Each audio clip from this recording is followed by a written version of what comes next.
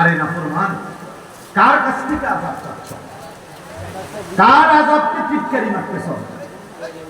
কার কার শাস্তিকে তুমি জানো না? আমি আল্লাহ তাআলা সেই নূহ আলাইহিস সালামের উম্মত, হুদ আলাইহিস সালামের উম্মত, সালেহ আলাইহিস সালামের উম্মত, শুআইব আলাইহিস সালামের উম্মত, ফেরাউন, নমরুদ, কারুন, এরকম কত বড় বড় ব্যক্তি এবং কত বড় বড় গোষ্ঠী সম্প্রদায় আমি আল্লাহ তাআলা আযাব দিয়ে এই পৃথিবীতে নিশ্চিহ্ন করে দিছি।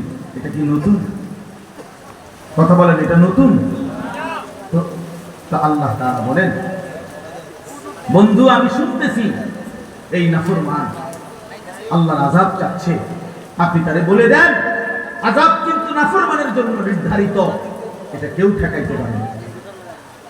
প্রতিটা নাফরমান, প্রতিটা পাপী, প্রতিটা অবাধ্যতা, বিশ্বাস করেন খোদার কসম বা আমি আর আপনি যে যেই পাপের সাথে জড়িত আছি, অন্যায়ের সাথে জড়িত আছি, যার দ্বারা যেই গুনাহ হচ্ছে, আল্লাহর নাফরমানি হচ্ছে, আল্লাহ তাআলা বলছেন আযাব কিন্তু নির্ধারিত, আযাব নির্ধারিত।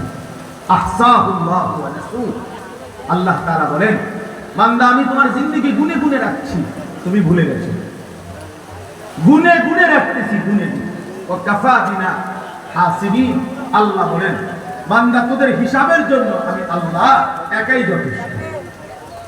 ওয়া কাফা বিযুনুবি ইবাদিহি খাবীরান বাসীরা। আল্লাহ বলেন, আমার প্রত্যেকটা বান্দার গুনাহের খবর রাখার জন্য, দেখার জন্য আমি আল্লাহ একাই যথেষ্ট।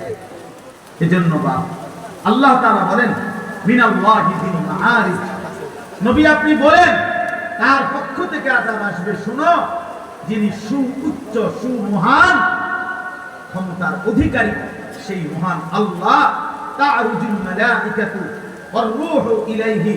কোটি কোটি কোটি কোটি ফেরেশতা এবং জিবরাইলের মতো ফেরেশতা সহ যার হুকুমে ঊর্ধ্বে উঠে যার হুকুম পালন করে সেই মহান আল্লাহ, যার অধীনে কোটি কোটি ফেরেশতা আছে, সেই মহান আল্লাহর আযাব তুমি চাচ্ছ, মনে রাখো খুব বেশি বাড়াবাড়ি করে। তুমি জানো না আল্লাহর ক্ষমতা, তুমি জানো না আল্লাহর এক এক ফেরেশতার ক্ষমতা। হাদিসের মধ্যে আছে, আল্লাহ নবী সাল্লাল্লাহু আলাইহি ওয়াসাল্লাম বলেন, আল্লাহ তাআলা যেই ফেরেশতাকে বলছিলেন হযরতে লূত আলাইহিস সালামের জাতি, পুরা এলাকা, পুরা মানুষ, গরু, ছাগল, আসবাবপত্র, ঘর দুয়ার সবগুলো শুদ্ধা, আল্লাহ তাআলা একজন ফেরেশতাকে বলছিলেন যে এদেরকে পুরা এলাকা সহ একসাথে সাতবক জমিনের নিচের মাটি সহ আলগি দাও।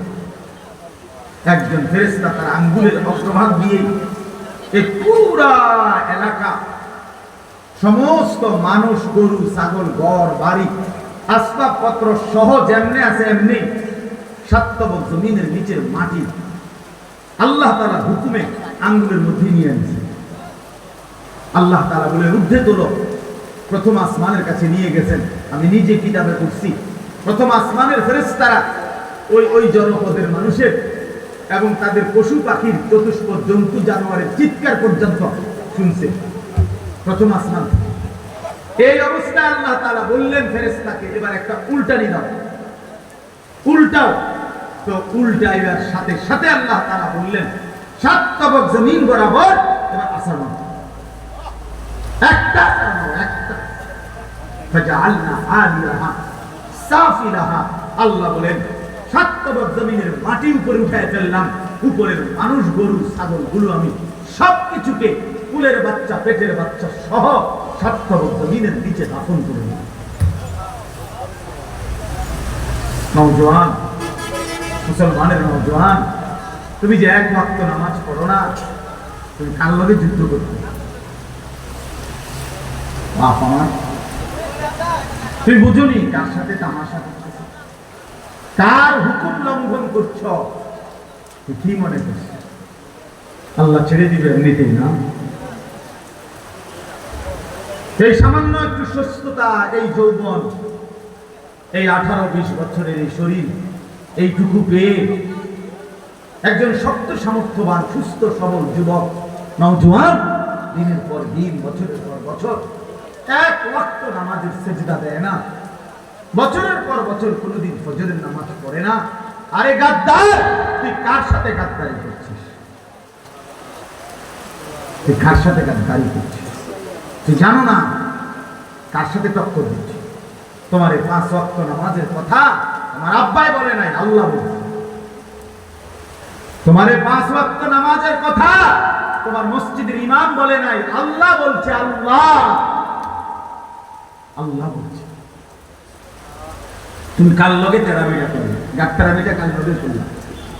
আমি এই জন্য সবসময় বলি, এই পৃথিবীতে আসমানের নিচে জমিনের উপরে সবচেয়ে বড় গাদ্দার, সবচেয়ে বড় গাদ্দারা বেয়াদব কে? বেনামাজি কে? হয় সবচেয়ে বড় বেয়াদব, হয় নিকৃষ্ট বেয়াদব, হয় গাদ্দার, হয় গাদ্দার, হয় গাউরা নাম্বার 1, গাউরা নাম্বার।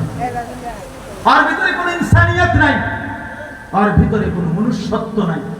কারণ সে ছোটখাটো গাদ্দার না, ছোটখাটো গাদ্দার না, সে আল্লাহর সাথে গাদ্দারি করে। আপনি কি মনে করেন?